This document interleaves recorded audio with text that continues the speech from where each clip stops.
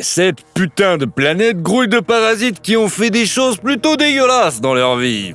Des meurtres, des viols, des vols, mais bon, jouer à Pokémon à l'église... Ouais, catin! Quelque part dans le trou du cul du monde, il y a un parasite spécial.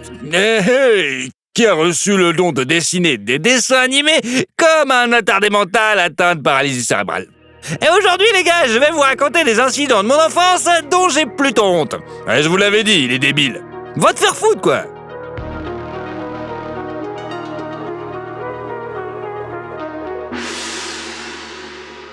Pourquoi une raison ou une autre, j'ai plus d'histoires de ce genre que je préférais ne pas raconter sur YouTube, ou même à voix haute. Mais en fait, il vaut mieux les oublier. Mais j'ai plutôt envie, quoi. Eh ouais, c'est trop. Bon, voici donc quelques moments forts de ma vie dont j'ai un peu honte. Comme on dit, c'est un top 5, top là. C'est drôle.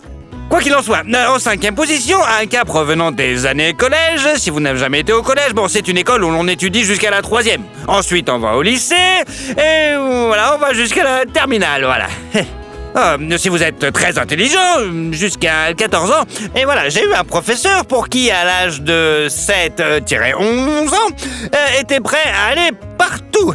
Le professeur le plus gentil, je peux vous le dire. 10 sur 10, ouais. Mais c'est sans doute parce que c'était un collège et qu'il est beaucoup plus facile de travailler avec des enfants qu'avec des ados énervés par la belle vie.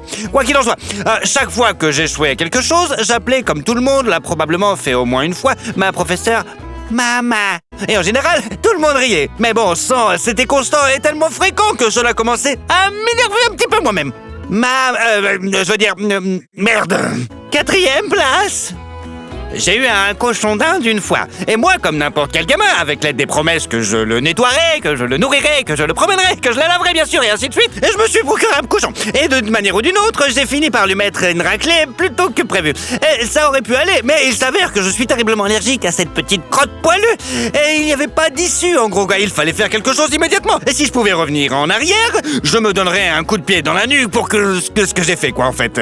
Quoi qu'il en soit, il a mis toutes ses affaires dans un petit sac sur un bateau et je l'ai laissé sortir dans un champ dégagé, en liberté, quoi. J'espère qu'il a sa propre entreprise maintenant, sa famille, ses enfants, et qu'il n'engagera pas un tueur à gages à tête de cochon pour me faire tomber du toit d'un gratte-ciel. Une histoire dont j'ai honte, la 3e. J'avais un ami. D'ailleurs, nous reviendrons sur lui dans les prochains numéros.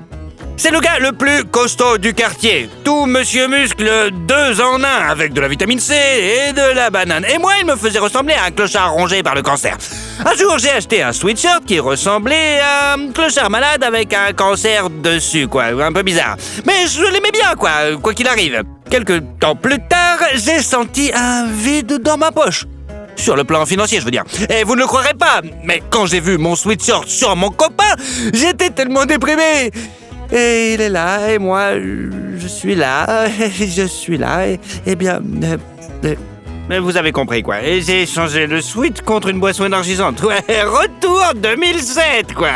Et bordel, quelle affaire, j'aurais dû au moins en demander 2, quoi. Mais bon. 2e histoire.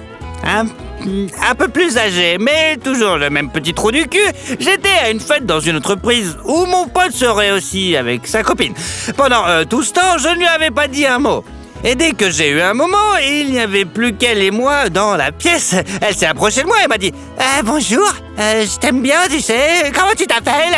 Dans ma tête, bien sûr, je me suis dit « Quelle connasse !» Alors j'ai décidé de jouer les durs et j'ai dit quelque chose comme « Allez, viens, on se casse et on mourra ensemble. » Mon pote est venu la chercher le lendemain pensant que j'étais sincère et elle l'a larguée, cette conne.